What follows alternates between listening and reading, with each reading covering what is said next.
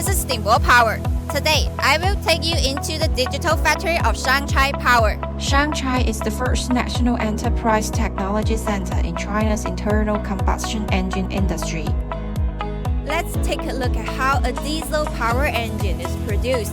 Here is the international first-class constant temperature automatic machining, assembling, and test production line. Now, we have come to the production workshop of Shangchai M series engines.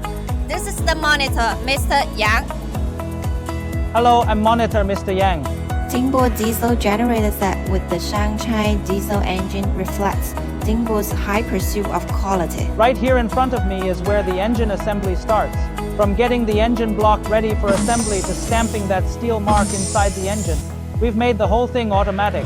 That includes taking off the main shaft head cover and putting together the crankshaft, connecting rod, and piston. We can make 360 engines a day. That means one engine comes out every 108 seconds. All through the assembly and production, we can control every little detail really well, like when we're putting together all the parts and tightening those bolts. We get it just right, and all this data, it gets recorded and saved in our digital system the whole time.